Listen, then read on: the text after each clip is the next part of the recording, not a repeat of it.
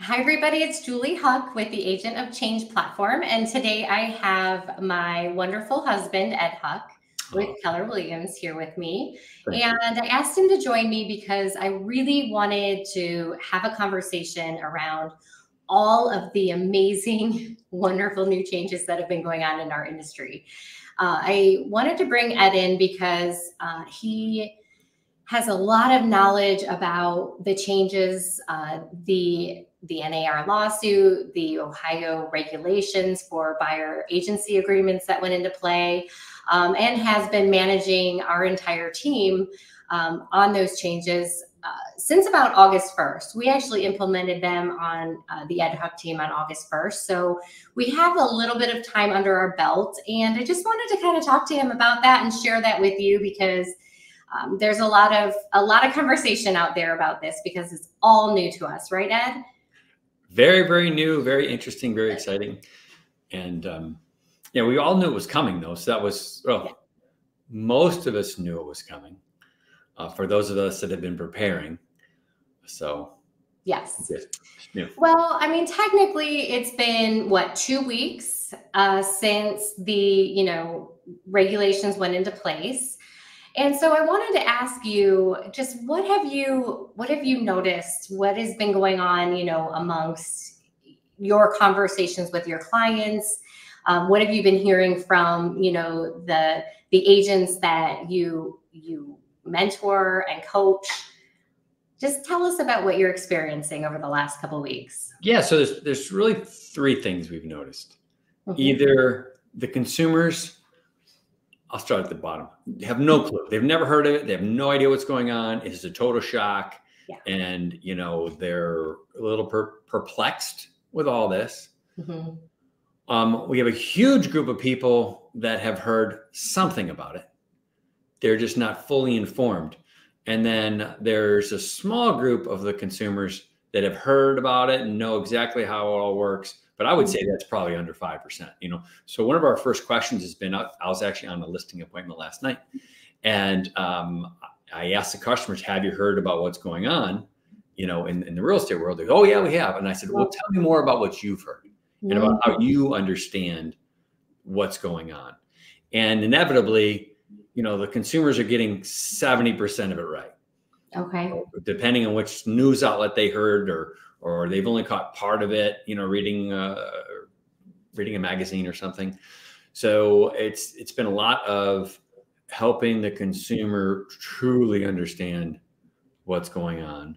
And then same thing with agents. We just had somebody on our team is doing a sale with another agent right now that had no clue had not heard about any of this yet, which was very scary.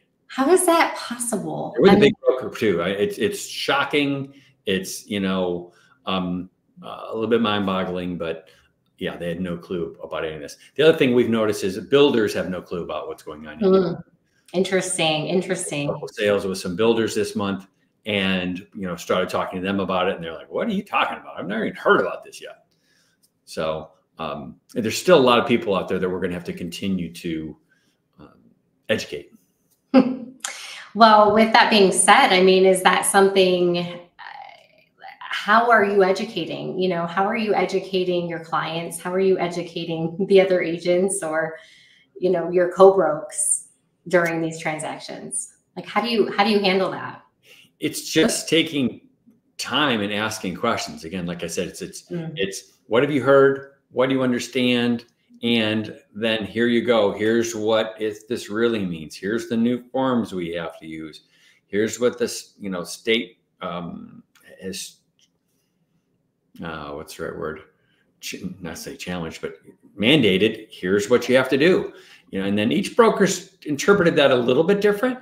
There's still been a little bit of broker to broker trying to figure this out, which I would assume in the next. We're really only 2 weeks into this where we had to do it. We, like Julie mentioned, we started a little bit sooner just so we could start working out some of the kinks. And you give us another couple months or at least another 30 days. So we're 60 days into this. We'll probably have a really good feel how all the brokers are doing their paperwork so we understand I just saw today, there's a couple brokers that wrote into their purchase agreement the whole compensation, the buyer agent compensation agreement. Basically, we have a separate document for our buyer compensation agreement. Some brokers have decided to write that right into their purchase agreement, make their purchase agreement a little bit longer so they know it's right there. So it's just going to be a little bit of a challenge. And actually, it's making sure the agents slow down, read the documentation, pay attention. If you're a listing agent and you get a purchase agreement, look for that language. It's really just going to be slowing down, asking the customers the right questions, giving other agents grace when the paperwork might not come over correctly, and vice versa. Because again, we're all learning this together. So I think that's important too, is to make sure that we're all playing nice in the sandbox and helping coach everybody, our other co-broking agents through all these changes too. Well, it's interesting because this morning I was talking to Karen McMuldren, our lead operations manager, and we were kind of talking about how things were looking on, our team paperwork side. And she said, Julie, we've been training on this. We've had meetings on this. We have literally role played all of these documents over and over again. We're available for questions, and our agents, who she said feels are the highest trained agents that she knows, are still having trouble, and so that brings up the question, what about the agents who don't have that support? What if they haven't seen the new documents? What if they don't even know what the new documents are? I mean, how, if there are agents watching this right now, what should they do? Talk to their broker. go to every training that the broker. So yes, I would be shocked. I'll take this back. All brokers in Northeastern Ohio that I know of have had a ton of training on this. Okay. So it's go back to your brokers, figure out what your broker policies are, because again, they're all a little bit different.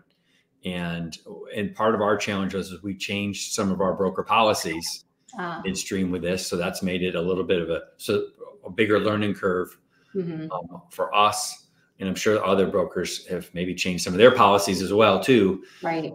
So it's all broker specific. It's great to go watch a lot of this national training and some of this regional training. And at the same point though, each broker is run specifically for a reason. And it's you and your broker that get in trouble if you're not paying attention. So make sure you're attending every training that your broker has on this topic. What have you seen the biggest challenges? What have you heard from agents? What are they struggling most with? And I think it's just informing the consumer or the customers. It's just taking extra time. So your listing appointments now and your buyer strategy sessions. If you've never used to do a buyer strategy session or needs analysis appointment, that's a problem. You need to actually have to do one now, right? Because we actually have to have this document signed. These documents signed. So I think that's the biggest thing is that you've got to take the extra time and pad all of your appointments for an extra 15 to 20 minutes to explain all this. I think that's been probably the biggest challenge.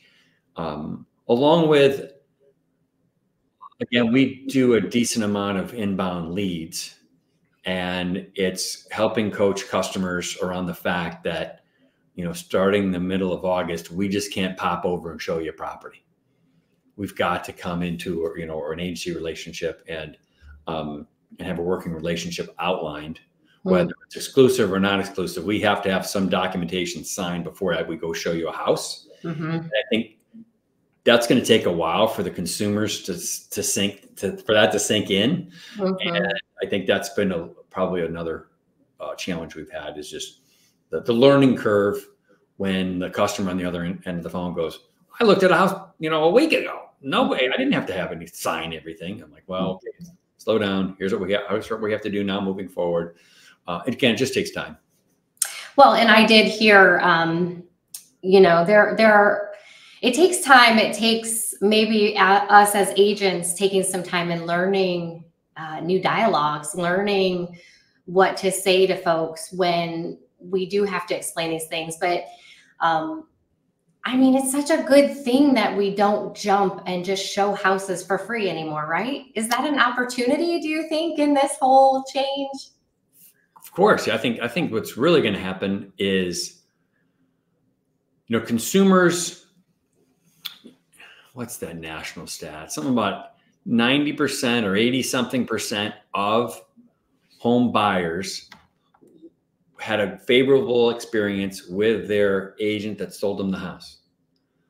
But then like less than 25 or 20% of those like new homeowners now, when they get ready to go sell, use that agent again. Right? Mm-hmm. Which that's number one. It's always been a challenge. And that's why we have so many follow-up systems. And, once somebody comes into our ecosystem, they never forget about us. But when they go to sell the house, a lot of people, and we're used for agents that have been around for a while, are, used to going into competition with other listing agents when you go on an appointment. Mm-hmm. I think what's going to happen moving forward is once the buyers really start to see these, compensation agreements have to be agreed to, that they're going to say, time out, maybe I shouldn't work with my buddy's best friend's uncle who sells 3 houses a year and does this just as a side hustle or a hobby, right? And I think it's going to really start to separate the professional, hardworking, full-time, agents that do this for a living, and they're going to be able to rise to the top. So if I have to go on a buyer needs analysis appointment and they're interviewing 2 or 3 buyers, which happened, believe it or not. So like 3 days after the rule went into place, somebody called our office and they said, we're interviewing buyer's agents. Would you like to want to be one of the buyer's agents? Yeah, we expected that to happen, right? And exactly. And we're like, yes, let's do it, because we've got a whole buyer's book. We've got a whole, dialogues and scripts all around that to help highlight how we do a better job with buyers than anybody. And every agent out there needs to have and know their value proposition. That's when right. It comes to representing buyers now. And the hobbyists that don't attend training, not even just, obviously you need to know the legality training of what's going on right now, but then you also need to know how to make the customer feel comfortable when you're, displaying all this new information or going over all these new rules and laws. Mm-hmm. So if you're not taking time practicing that, going over your dialogues, knowing how to deliver that message to a customer so that they feel comfortable and they can understand your value, those people are going to get blown by. Yeah. Yeah. Well, and I had that conversation with one of our agents just in Monday's training. He was struggling. Like he said, he's having a hard time and he just feels bad telling them they have to pay him. And one of the things, a big aha for me in that moment was that if you haven't practiced talking about this, if you haven't practiced a dialogue with, a coworker or a peer or a mentor, and you haven't gone through this over and over again before you actually talk to someone, you're not going to feel very secure about this. Like you're going to have a little bit of insecurity. You're not going to feel confident in your abilities. So practice is huge. I mean, we don't want to practice on our clients. We want to practice on each other. And this is all new dialogue that we have to understand. It's like you go back to saying it's like a surgeon trying to explain to you what he's about to do. But if he doesn't know it really well and he can't explain it to you, you're not going to let him do the surgery, right? You're going to be like, no, thank you. So that was something, I mean, even though we do a lot of training, it's just, you have to look at this like you've got to learn this. You've got to be a professional and be an expert and practice on your spouse, Maybe to practice on somebody else. Find another peer to practice on. Save your spouse headaches. Go find it. It's really easy. There's a ton of Facebook groups. Reach out to us, reach out to somebody and say, hey, we'd like to, Oh, I thought that's what we were going to do over dinner tonight. No, we talk too much real estate as is. We don't practice on your spouse. Your spouses don't want to hear this stuff. Do you see any other opportunities in these changes coming about? I think it's, overall, it's a good thing for the consumers. I think that the transparency of how all the compensation works is a huge opportunity to help build our trust with inside the industry. Our slogan is changing the way real estate's sold.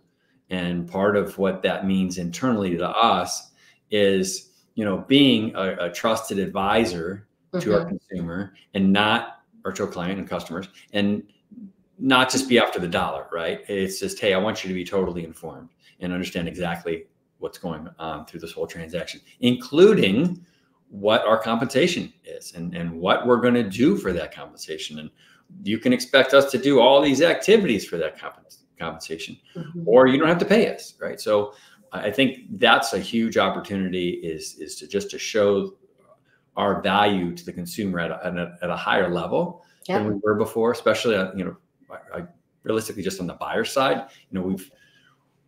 Agents are now going to be forced to have to do that. And for the highly skilled agents, they're going to shine. I think, and we said it a minute ago, but I think that's the real opportunity for the professional skilled agents. They're really going to outshine, somebody that's just trying to wing it. Yeah.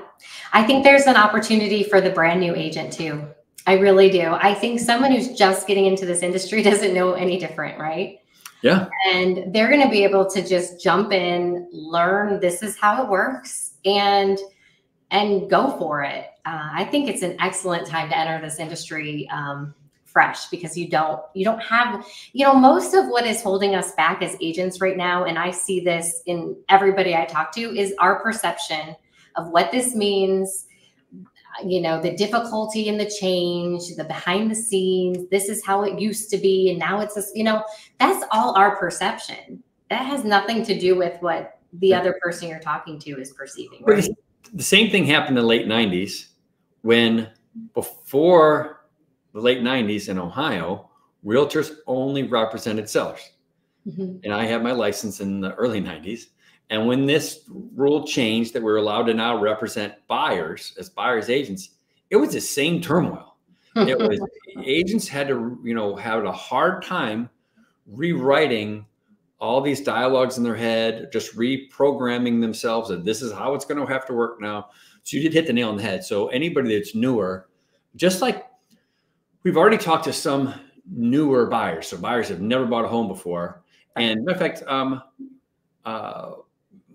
Julie and I had some folks over for dinner about a month and a half ago, and they'd asked us at dinner about these new changes. When we got done explaining to them, they're like, duh, why wasn't it set up like that before? So for the consumer, especially the new agent, it's like, this makes 100% sense that it should be set up this way. So I think, to your point, it is just reprogramming our heads to grasp this, and new agents don't have to worry about that. Yeah. And it's funny. I had an experience. We have a client, those clients that are looking for the perfect house. And, we've been showing them houses. I don't even want to say how long we've been showing them houses. It's embarrassing.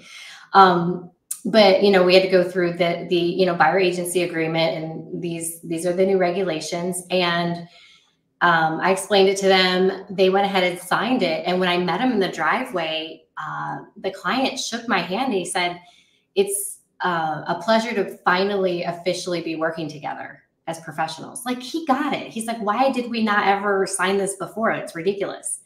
Right. Because we've literally been working with you for so long. We should have an agreement. Right. Because he's a professional, and in the professional industry, he understands that. And I think a lot more people are going to understand that. And we need to shift our perception around that and just be really confident in the fact that, we just hired 2 people recently who said, okay, these are my services. This is what I'm going to do for you. And here's my fee. And they were big fees. It wasn't small. And we're like, okay, it's worth it. A financial advisor and a speaker, because that's just, they're running their own business and that's what they charge. And that's really the mentality that we need to get into. And one thing I also want to point out is being careful. We had this conversation again on Monday about, not being confident in the compensation that you're requiring and kind of cutting that and taking a minute and thinking about, okay, even if I cut my compensation by, if it was 2.5%, I went down to 2% because I'm afraid to ask for 3%. If you do that and you sell 30, 40 homes a year, I mean, how much money is that? A lot. I can't do the math in my head. Well, and a caveat, we're not telling you what commissions to ask. No. Just an example of if you don't know your worth and can provide value and show your worth, and you decide that, okay, my worth is I'm going to do it for less. Each time you do that, there's a compounding effect. Yes. On that. So if you sell 40 houses and you do it for less than all 40, oh my gosh, that's a huge number. Yeah. Back to,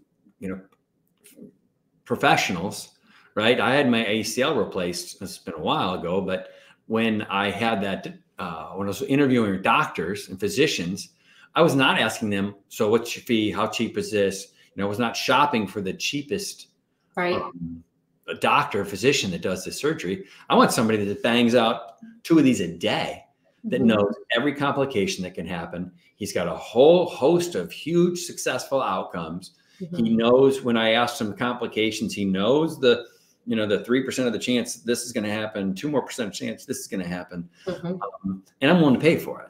And I think, most customers, again, when you go back to showing your value proposition, I think that's really what it's going to be all about, and being real confident.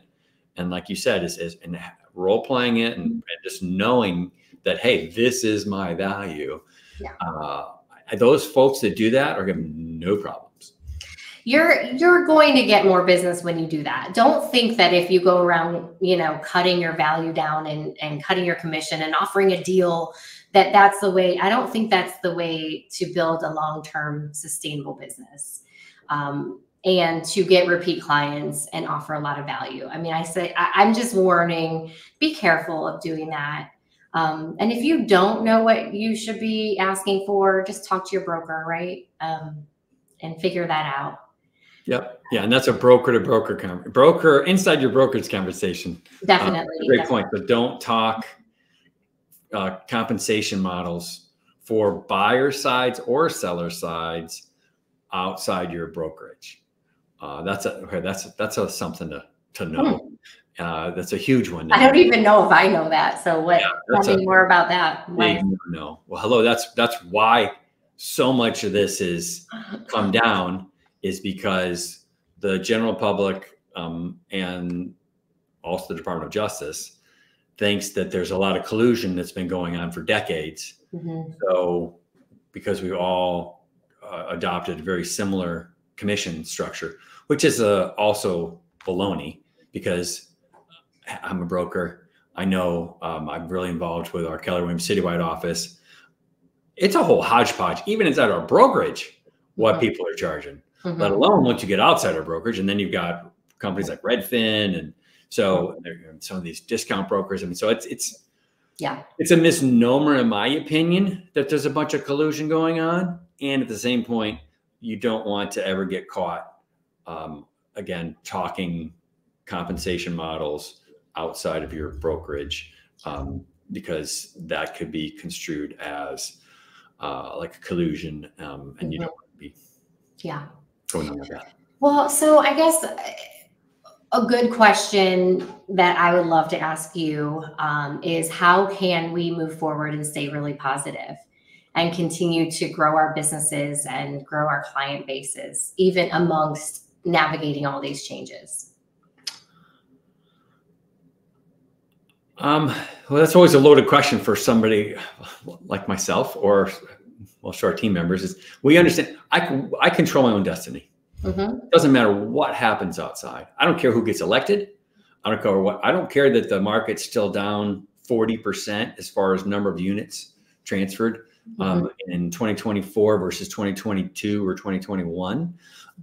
We're still going to be hitting above goal. We're selling more homes than last year. And it's all about, we control that. So I think that goes probably even deeper. And I don't know if we have enough time for that class, but I think it is just knowing that you can control how much time you spend role playing and training. You can control how much time you spend understanding all these new regulations upside down, inside. Now you control how much time you spend prospecting for new clients. You control how many people you add to your database every month. So you get to control all that. Once you realize it's all about, those activities, sky's the limit, right? I mean, you get to control everything. And whether that means you want to sell 15 houses a year or 40 houses a year, right? You get to control all that. Absolutely. Absolutely. And I do think too, like you said, if you focus on what you're here to do and why you got into this business in the first place, I mean, that's actually a page now in our buyer book is, why did I choose real estate? Because I think, it's almost more for the agent, connecting with the client and saying, hey, this is why I chose real estate. And I'm going to probably, if I was a betting woman, I would bet that many of you got into real estate because you love to help people. I mean, I think that's one of the number one reasons I hear people, tell me why they started real estate. So going back to why are we in this industry in the first place? What about it gets us excited? It's like you said, the abundance that we control, how many clients we work with, we control how much money we make, we control how much we can help other people, how much we can impact other people. We're running our own business and, building our life by design, right? And staying focused on that. I mean, no matter what is happening in the outside world, no matter what, you are going to be successful in this business. And, I 100% agree with you, Ed, that we agree on something. Oh, we always agree. Yeah. We've only been working together for how many years? 15? 15. We've been married 15. I don't know if we've not been working on team 15. Close, so probably. Very close, yeah. Anyway, any closing words? Because we're going to wrap this up. It was so good to have you. I appreciate your time. It's my pleasure. I love anything I can do to help. I just always love talking real estate, and we could fill this up for another hour and a half, but we're going to keep it to a half hour. And no, that's it. Well, and I would also say if anybody out there is struggling, cannot get in touch with their broker, just has questions, or just needs a pep talk, happy to do it. Both of us are happy to help you in any way that we can, because like Ed said, we do have a heart for this industry, and we have a heart to professionalize this industry. And we're excited about what this means for all of us. And we hope that it's only going to impact us in the best ways. So thank you for listening. Thanks for coming, and have an awesome day, everyone. Enjoy.